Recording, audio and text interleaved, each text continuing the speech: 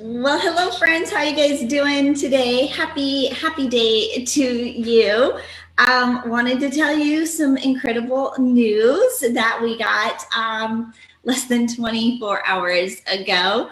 As many of you, if you've been watching our little journey, last September, Jay and I drove out to Florida to bring Alicia a car. Her car had the brakes had gone out on her car back in September. She lives in Orlando. We live in Denver. Brakes went out on her car and she needed a replacement. And Jay went and found her the very next day. He was able to go and find her a replacement for her lost brakes, right? We took it to the dealer or took it to the auto mechanic. They came back and told her how much it was going to cost. And it was going to cost far more than the car was even worth. And so Jay was able to go in Denver and find Alicia a little Chevy Spark, right? This cute little car, right? This adorable lime green car that reminds us of Mike Wazowski from the Disney movie Monsters, Inc. And Michael and I, rock, paper, scissors, on who had to fly or drive out with Jay to Orlando over the weekend. And I got the short straw. Neither one of us wanted to take that 2-day drive from Denver. It really should be a 3-day drive, but we were going to do it in 2. And so the very next morning, actually, Jay found the car. He took it to our mechanic. He bought it and brought it home all on a Friday afternoon. And the very next morning, Jay and I set out for Florida to bring this car to Alicia. This was one of those things that at the time, right, here was a sense of urgency to get us from Denver to Orlando during the quarantine. We really wanted to go and see the girls, but of course, it was not really ideal for traveling, right? And yet here was this opportunity for us to come out to Florida on a whim, right? Last minute with this sense of urgency, but nothing really bad happened, right? Just a sense of urgency. During that road trip, because it wasn't an emergency, it was just a really nice time for Jay and I to spend 2 days together. We listened to podcasts, we chit-chatted. I got this incredible download on how to build $1 million business leveraging your book, which I have been able to come back and teach to my media mastery students and my clients, which was incredible. And we thought that was why we needed to be in the car for 2 days, is so I could get this time to really be creative and innovative and reinvent, right? During a year of reinvention for sure. So we drive down to Florida, to give Alicia her car. And while we were in Florida, we, just started talking about and just kind of looking around online at just some houses and property in the area. And on the day we were leaving Orlando to go back to Denver, we took an Uber to the airport, but on the way, we stopped to see an open house that we had been looking at during the week, or a house we had been looking at during the week. It was just one of those homes that really sparked some creativity for us. It was a unique floor plan, had a pool. The upstairs, the main level, has a master bedroom, dining room, kitchen, your typical home stuff, right? But there's a lower level that is perfect for an event center. A perfect place to host media mastery boot camps. There's a room that could be a recording studio where we could record sizzle reels, workshops, your digital course, your audiobooks. It's got a great space if we wanted to host events, maybe do a little media matchmaker fair where we bring in podcasters and authors and match them up together. It just is a really unique floor plan. It backs up to a lake with a fountain. And one of my dreams I've been telling Jay for years is, if we move, I want our next house, I want to look at water. Right? Wasn't picky. I didn't necessarily say ocean or river or lake. Right? I just wanted to look at water. And this home not only had a swimming pool, but it also backed up to a lake with a fountain. So water galore. So we stopped at this open house on the way to the airport, and came in with our suitcases, and the realtor who was doing the open house said, "Moving in?" And little did we know that, maybe someday we would be, right? But at the time, we were just fantasizing, right? Just dreaming, as sometimes going and looking at real estate can do. But then we had 2 hours at the airport and a 4-hour flight home. And we really started thinking about, could we move to Florida? Could we transfer and transplant? We've been in our home for 21 years, but of course, Lauren and Alicia already live here. Michael's gearing up to live here. They work for Disney. My parents are already here. And, we're listening to some other folks, right? Michelle Cunningham told me how after 20 years, they decided to sell their home in Ohio and move to a warmer state. Molly Campbell said, Angel, I don't want to do another dark winter here in Colorado. There were stories after stories of people telling us stuff. Dennis Giroux told me, he's like, we bought an RV. And Angel, you could live in an RV. You don't have to live in Denver. You have proven this year that you can build your business from anywhere.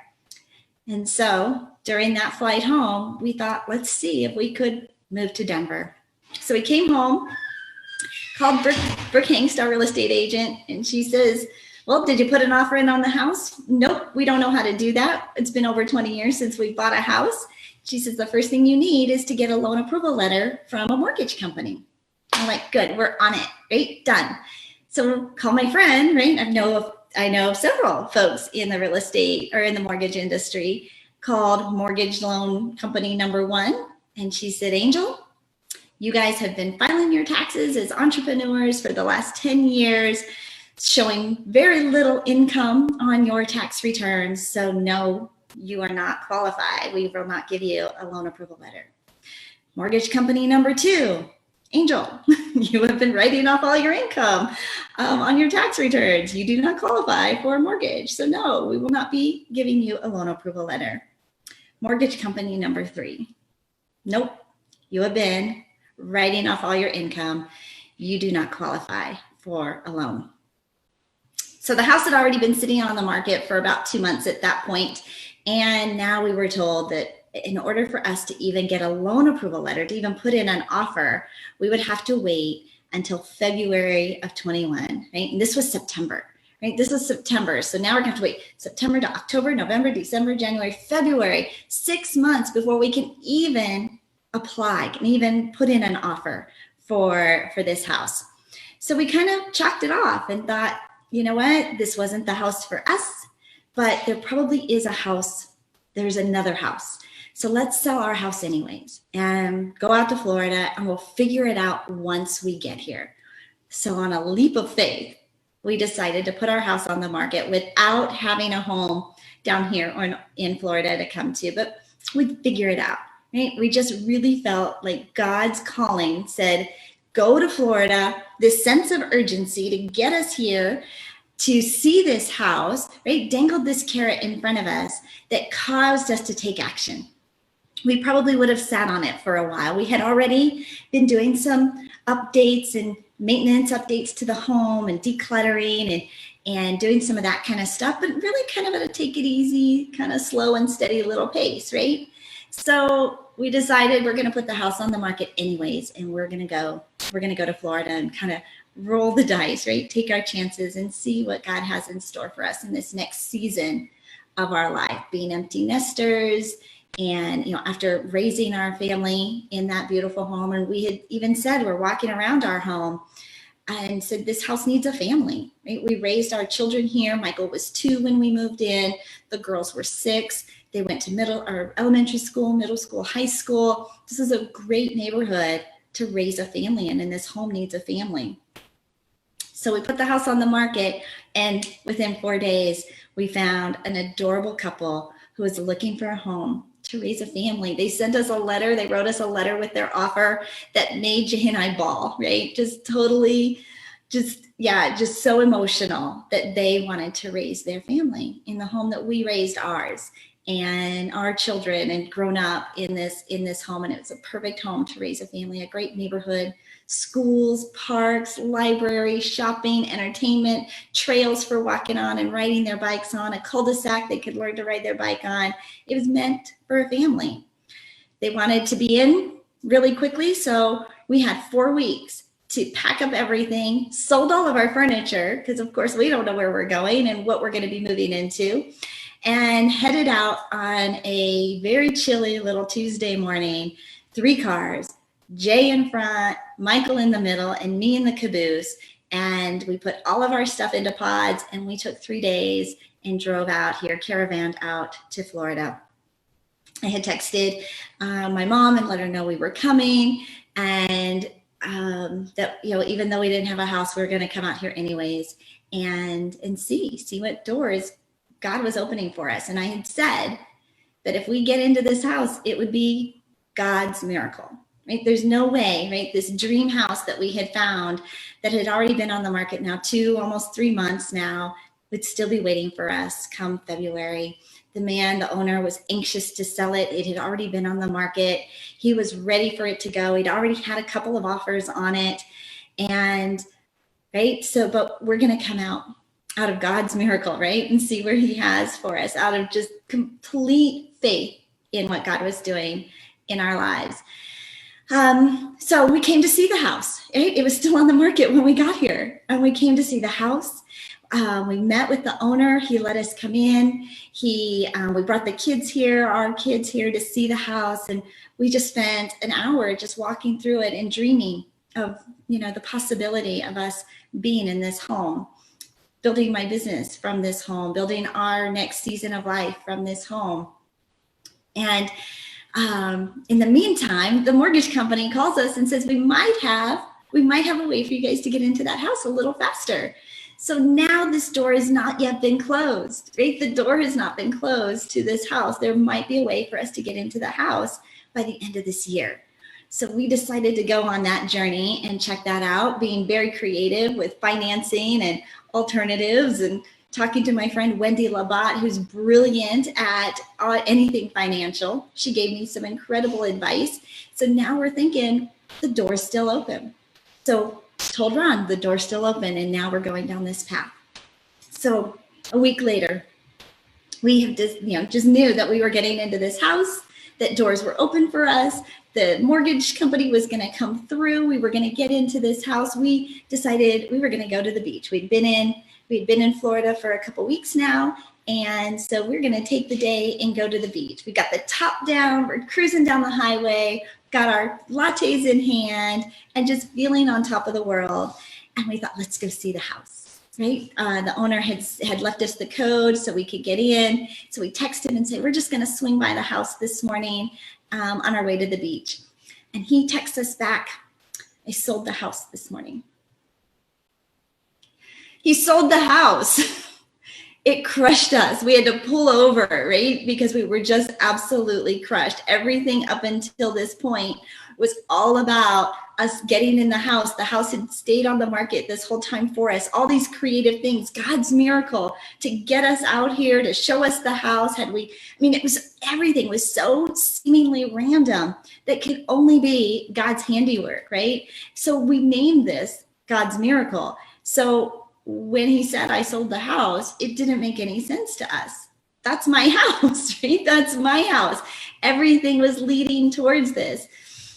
So we came to see the house to kind of say goodbye, a little closure in the home. Of course, confused as to why this had been dangled in front of us and not happening.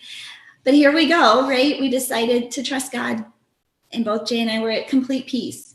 Right? If it's not this house, it's another house, right? God's got a better plan. And don't we, we have a complete faith in that, and felt very, disappointed, but completely at peace with wherever God wanted us to go.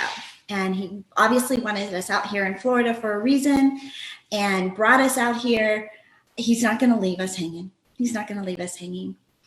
So get over our disappointment. It was disappointing, but just absolute trust and faith in what God wanted to do. A couple of days later, we get a call that says this contract looks like it's going to fall through.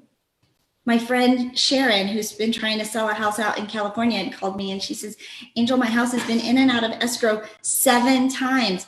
Contracts fall through all the time. People back out. They put contracts in and offers in. They back out all the time for random reasons, but a variety of reasons.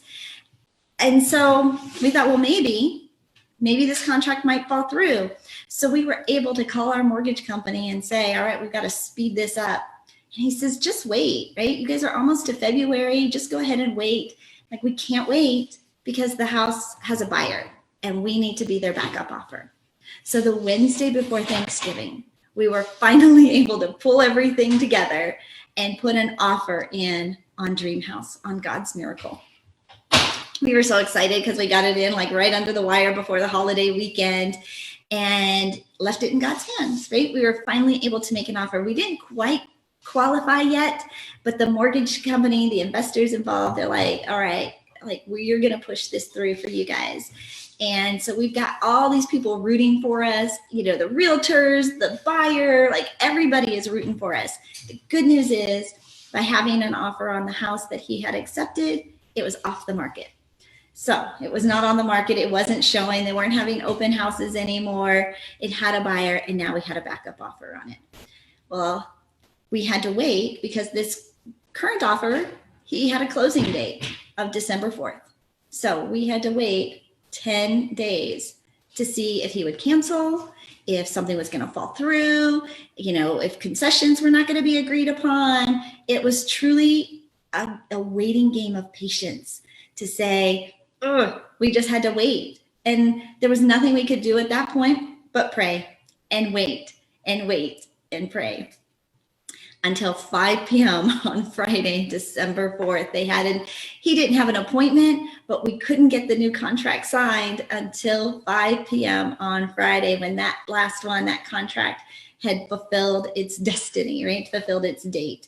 And we know that this investor, he was part of God's miracle for putting in this offer on the house. And so on Friday, December 4th, all day long, we're counting down 4 hours. It's 3 hours. It's 2.5 hours. It's 90 minutes. It's 45 minutes, 10 minutes. And then, like New Year's Eve countdown, right? Or as a Mel Robbins countdown, 10, 9, 8. And we counted it all down until 5 o'clock. And buyer did not show up to buy that house, to buy our house, my house, our house, Dream House, God's Miracle. So we popped a bottle of champagne. We got a text almost immediately from the real estate and the owner and the buyer, and everybody had been rooting for us because now we have the contract on Dream House, where I am filming right now to you from the fabulous living room. This is our kitchen. This is our living room. This is a wall of windows opening up to our swimming pool and our lake and our fountain. The kids are here. They brought Chick-fil-A for us to hang out and celebrate in. We've been walking around the house just praising God and thanking him for his faith and his miracles and his love for us. And I know he wants us to share this story. I know he wants us to tell this story over and over again. I know it's a time of challenging, and it's been a funky year. And in some ways, it's been the best, worst year, right? You know, it was the best of years. It was the worst of years. And it has been all of that and a roller coaster ride too. But here today, I stand inside our home that we will close in a couple of weeks. Of course, you still have to go through all the inspections and appraisals and titles and all of that. That still has to happen. And the final day when we get to sign our name on that mortgage deed and get the keys to our dream house, right? Casa del Sueño, right? The house of dreams, God's miracle, because that's truly what this has been. And I share this with you because I know you guys have been on this journey with us. You've watched us make that very emotional decision to sell our family home, the crazy decision to sell our furniture and to drive out here without having a home to move into, a home that we didn't really qualify for, right? But yet it's perfect. It is perfect. We're 20 minutes away from the kids. We're 20 minutes away from the airport, 20 minutes away from Disney. Perfect place to grow media mastery and anything else that we decide we want to do here in this next phase and next season of our lives. And we're just so grateful. Just praise God. Thank you. Amen, Jesus. Thank you to you. We love you guys. We wanted you to hear the story from beginning to end of because we know you've been watching, you've been part of this journey with us, and we're just so excited and so blessed and so humbled. But today, for the first time, we drove into our new driveway and we said to each other, welcome home. So